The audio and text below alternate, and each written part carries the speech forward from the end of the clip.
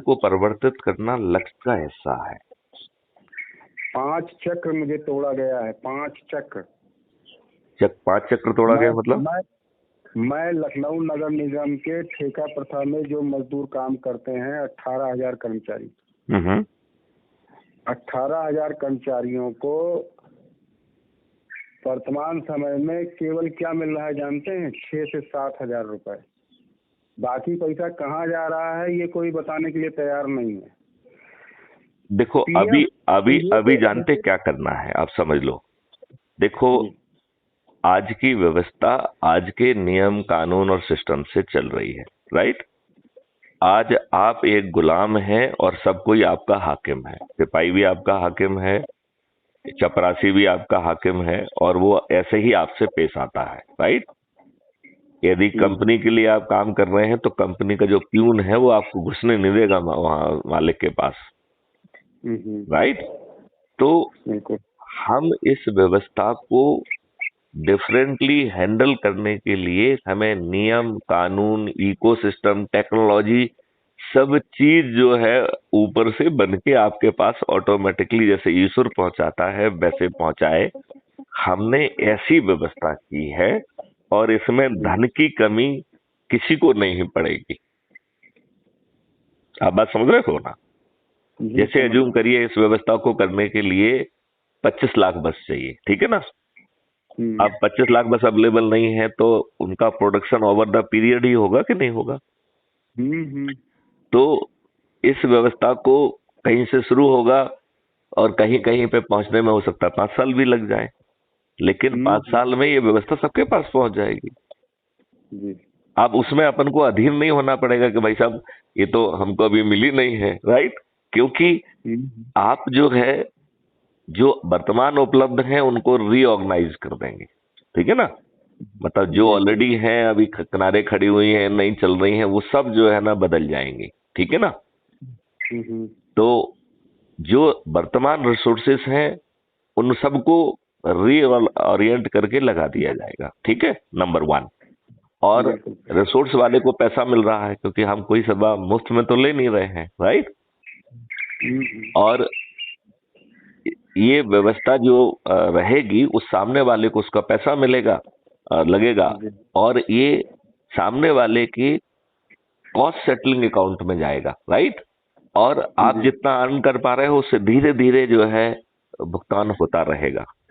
तो आपको सुविधा आज मिल रही है, मालूम पड़ा आप उसका भुगतान 10 साल में कर पा रहे हो। बात समझ रहे हो ना? तो लेकिन लाभ आपको कब से मिलने लगा? आज से मिलने लगा। आपकी जिंदगी कब से बदल गई? आज से बदल गई। मजदूर जो है उनका मिनिमम जो वो अमाउंट उनका आएगा दैट इज टारगेटेड के 25,000 के बराबर आएगा। और मजदूरों को नहीं मतलब उनको वर्क कंपोनेंट करना पड़ेगा। ये कोई शासन की जो है ना हरामखोरी की फ्रीबी की योजना नहीं है। मैं कह रहा हूँ कि संविधान के सामान्य वेतन तो मिलना चाहिए ना उन्हें। नहीं देखो, जब आपको जब देखो एज्यूम करिए आप बीमार पड़ गए, राइट? तो आपको जो है ना जो चीज चाहिए वो आपके कॉस्ट सेटलिंग अकाउंट में चले जाएगी यदि आपके खीसे में पैसे नहीं है।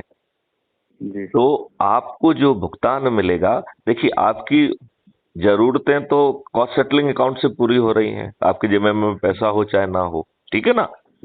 लेकिन आपको उसका भुगतान करना पड़ेगा, और यदि आप नहीं कर पाए तो आपके बच्चों को करना पड़ेगा, ठीक है ना? ये बात आप समझ रहे हो कि नहीं समझ रहे हो? बिल्कुल समझ। तो फ्री भी योजना नहीं है। देखो, ईश्वर ने हर मानव के दो वो किए हैं, 2 मुख्य भूमिकाएं दी हैं। एक दिया है कि वो श्रम करे, और दूसरा दिया है कि उसमें आत्मसम्मान हो। फ्री भी बांट के उन्होंने आपके आत्मसम्मान को और श्रम को दोनों को खराब कर दिया है। आपके संविधान के आर्टिकल 47 में लिखा है कि नशाखोरी और ये दारू वारू सब बंद कर दी जाएगी। ये संविधान ने निर्देश दिया हुआ है। किसने दिया है? संविधान ने। और हमारे नान नेताओं ने आज गली गली पूछे में दारू की दुकानें पहुंचा दी। पहुंचाई कि नहीं पहुंचाई? बताइए मुझे, पहुंचाई कि नहीं पहुंचाई? आज अधिकांश लोग जो है दारूखोर हो गए, फ्रीबी के नाम पे आपको कुछ कुछ दे दिया, आपका जीवन स्तर देखिए कैसा है, आपका चेहरा देखिए कैसा है, आप अपने कपड़े देखिए क्या है। और जब आपको कोई ज्ञान नहीं है, कुछ नहीं है, तो दारू पी के आप अपनी बीवी को कूटेंगे। यही जीवन के लिए पैदा हुए हो? नहीं, मैं आपसे पूछ रहा हूं, ये जीवन जीने के लिए पैदा हुए हो? क्यों पैदा हुए हो? अच्छा जीवन जीने में बुरा लगता है? टारगेट से भटके हुए लोग करते हैं। नहीं, लेकिन रास्ता यदि अपने आप तक चल के पहुंच जाए फिर क्या दिक्कत है? यदि आप जो है, आपकी परचेजिंग पावर 50,000 रुपए पर मंथ है और परिवार में 4 सदस्य जो है मजदूरी कर रहे हैं और उनकी टोटल परचेजिंग पावर 2 लाख रुपए है, और आपके पास जो है आर्किटेक्ट आता है और कहता है कि साहब आपको पैसे वैसे नहीं देना है, आप तो ये देखिए किस तरह किस मॉडल का घर आप चाहेंगे, right? Just a minute, right? वो आपको ये बताना है कि भैया आपको विंडो कितनी बड़ी चाहिए, कैसी चाहिए, राइट? अच्छा, आपको अपने बिजली के स्विचेस कहाँ चाहिए, ठीक है, जो भी है। और आपसे बिना 5 पैसे लिए सब काम चालू हो जाए। हालांकि सामने वाले को सब चीज का भुगतान होगा, आर्किटेक्ट का अपना भुगतान होगा, जो काम चालू हो जाए उसका भुगतान होगा, और आपके जो आप अर्निंग कर रहे हैं उससे स्लोली वो कॉस्ट सेटल होती जाए, तो आपकी जिंदगी तो आज बदल गई कि नहीं बदल गई, ये बताओ मुझे। बिल्कुल। तो अच्छी जिंदगी क्यों नहीं चाहिए हमें?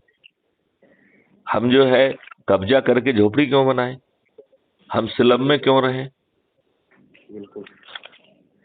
ये सब परिवर्तित हो सकता है, ये सब परिवर्तित हो जाएगा।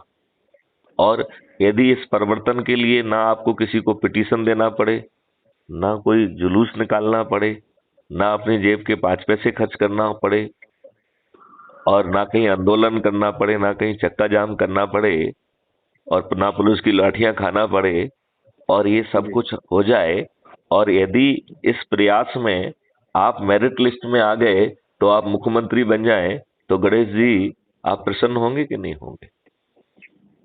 बिल्कुल। आपको ऐसा नहीं लग रहा है कि मैं कोई एक एकदम कथा सुना रहा हूं जो कि सत्य हो ही नहीं सकती? ऐसा कुछ लग रहा है कि नहीं लग रहा है आपको? आपको लग रहा होगा, मुझे मालूम है आपको ऐसा लग रहा होगा, लेकिन हो सकता है, लेकिन पूरा पूरा विश्वास नहीं हो रहा है मुझे। नहीं, यही आपने नहीं कहा, मैं तो पहले आपके बिना मैंने कहा कि आपको लग रहा होगा कि डीजी साहब एक कथा सुना रहे हैं हमें, राइट? लेकिन ऐसा होने वाला है क्योंकि मैंने उसकी बृहद डिजाइन खुद की है, समझ रहे ना? जब मैं ही डिजाइन करूंगा तो होगा ही ना। हर हर महादेव।